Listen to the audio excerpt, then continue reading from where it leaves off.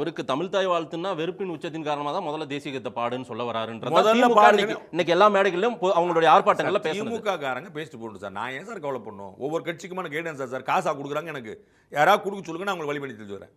அவங்க என்ன பேசணும்னு சொல்லிட்டு கைடு, நான் பிரசாந்த் கிஷோரா, நான் எனக்கு யாராவது காசு கொடுத்துருக்காங்களா? நான் ஏன் உங்களுக்கு கைடு பண்ணணும்? அவங்க என்ன சொல்லிட்டு போறாங்க, ஃபேக்டா இல்லையான்னு வாங்க நம்ம ரெண்டு பேசும். அவர் வந்து தமிழ் தாய் வாழ்த்துக்கு முன்னாடி பாடணும்னாரா? தமிழ் தாய் வாழ்த்து பாடக்கூடாதுனாரா? அவருடைய அறிக்கையில் ரொம்ப தெளிவாக அறுதி. இந்த கட்சி யாருக்கா நீங்க பார்க்கணும். நான் எப்படி பிரமாதமா உயிரை கொடுத்து பாடுவேன்னு எல்லாருக்கும் தெரியுன்றார். யாராவது சொல்லுங்க. தமிழ்நாட்டு அமைச்சர் பெருமக்கள், திராவிட முன்னேற்ற கழக தோழர்கள், சண்டை போடக்கூடியவங்க தமிழ் தாய் வாழ்த்து பாடுங்க நீங்க கேள்வி. தயவுசெய்து அடுத்த முறை ஒரு கேட்டுங்களேன், ஒரு மைக் தமிழ் தாய் வாழ்த்து பாடுங்க கேட்டுங்களேன். இல்ல இவரே ஒரு டிமாண்டே இப்போ கூட சபாநாயகர்கிட்ட சொல்லும் போதோ ரெக்வஸ்ட் கொடுக்கும் போதோ வச்சிருக்கலாம்ல, எனக்கு இதெல்லாம் நடக்கணும், ஆனா நீங்க இதை ஒவ்வொரு முறை செய்யறது இல்ல வச்சுட்டார். அதை வந்து அவரே பதிவு பண்ணியிருக்காரு. அவர் வந்து அழைத்த போதும் நான் சொன்னேன், நேர்லையும் நான் சொன்னேன், தெளிவு பண்ணியிருக்காரு. அது ஆளுநர் தெளிவா பண்ணியிருக்காரு.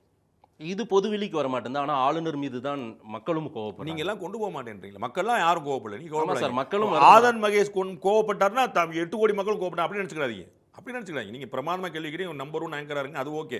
ஆனா நான் கோவப்பட்டா நாடு வந்து அந்த பிசினஸ் இங்க கிடையாது. நான் அசைந்தால் அசையும் அகிலம் இல்லாம அந்த பிசினஸ்லாம் கிடையாது. நீங்க கோவப்பட்டுக்கங்க, அதனால ஒன்றும் பிரச்சனை. ஆளுநர் செய்வது சரின்னு திரு பாண்டே சொல்றாரு. ஆளுநர் செய்து தப்பு இல்லைன்னு பாண்டே சொல்றாரு. ஆளுநர் என்ன தப்பு செஞ்சார் நீங்க சொல்லுங்கன்னு நான் கேள்வி. நான் வந்து கண்மூடித்தனமாவும் போல. ஆளுநர் என்ன தப்பு செஞ்சார் சொல்லுங்கன்றேன். 10 நிமிஷம் படிச்சிருக்கலான்றது தான் எல்லாருடைய பார்வையும். கட்டாயமா அவர் தேசிய கீதத்தை பாடி இருக்கலாங்கிறது தான் என்னுடைய பார்வை. தேசிய கீதத்தை பாடி இருந்தா படிச்சாவணும், அவர் அங்க மாட்டிருப்பாரு. அவர் உங்களுக்கு அவர் லாக் பண்ணும்ல, பண்ணிருக்கலாம்ல.